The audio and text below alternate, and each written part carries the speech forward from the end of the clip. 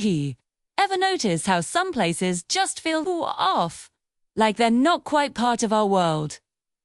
For me, that place was the pool behind my old apartment complex.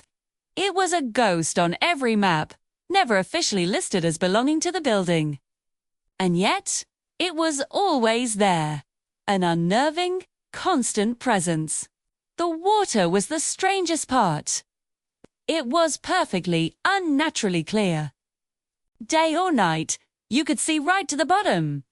It was too clear. People used to whisper about it, saying the pool never needed cleaning.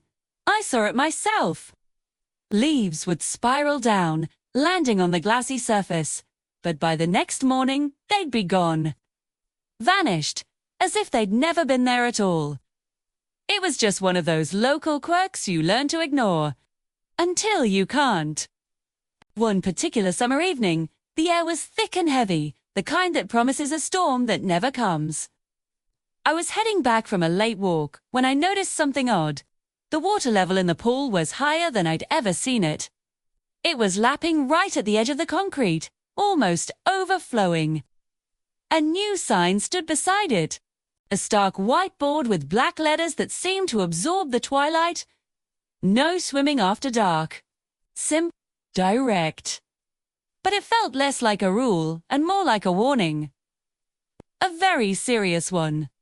I shivered, despite the humid air, and hurried back to my apartment. That night, sleep wouldn't come. I tossed and turned, the oppressive heat clinging to me. And then I heard it. A sound that cut through the silence. Splashing. But it wasn't the sound of kids playing or someone doing laps. It was slow, measured, deliberate. The sound of something moving carefully through water, trying not to be heard. My curiosity got the better of my fear. I crept to my window, the one that overlooked the courtyard and the pool. When I looked down, the pool was empty. Completely still. No swimmers, no movement. Just that impossibly clear water reflecting the moon. But then I saw them. Ripples. Spreading out from the center, moving slowly towards the edges, as if something invisible had just submerged. I watched for a long time, my breath held tight in my chest, but nothing else happened. The water grew still again, a perfect dark mirror.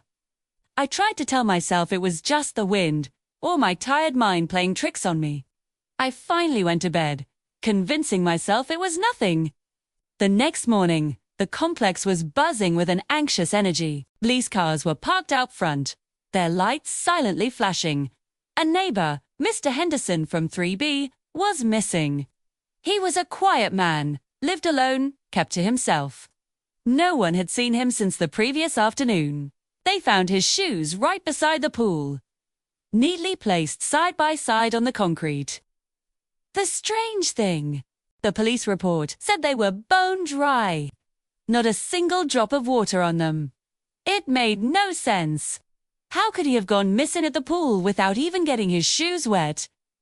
An unsettling dread began to crawl up my spine.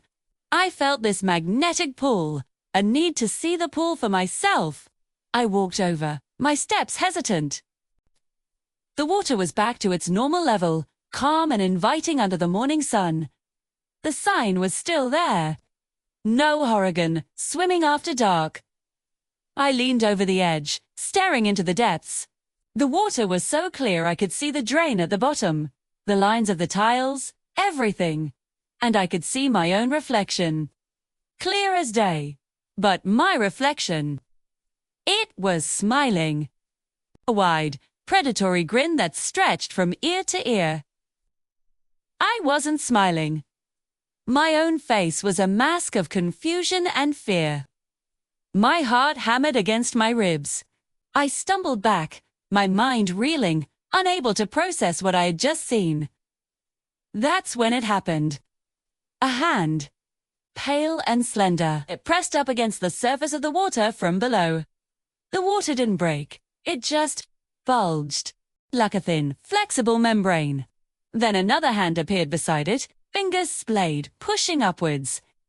The water level began to rise again, fast, swelling over the edge, silently flooding the concrete around the pool. It was like the pool was a living thing, inhaling a massive breath. I scrambled backwards, my feet slipping on the wet ground. A whisper seemed to rise from the water itself, a sound like rustling leaves and bubbling liquid, and it formed my name. It was a soft, chilling caress of a sound that seemed to come from everywhere at once. My eyes darted to the sign. The letters were different. They had rearranged themselves. Now, it read, "One more." That was it for me. I ran, too. I didn't stop until I was back in my apartment, the door locked, the chain on. I packed a bag that night, my hand shaking so badly I could barely zip it. I didn't tell anyone where I was going. I just left. I broke my lease, lost my deposit, and never looked back. I moved to a new city, far away, in a place without a lot of water. But even now, years later, I can't escape it. Every night, when the world is quiet, I can still hear it. That slow, careful splashing sound. The sound of water moving when it shouldn't be. The pool is still there. I know it is. And it's still waiting. It only needed one more. And I think it's still waiting for me. Thanks for listening to my story. If you've ever experienced something you can't explain, let me know in the comments. Don't forget to like and subscribe for more strange tales. Stay safe out there.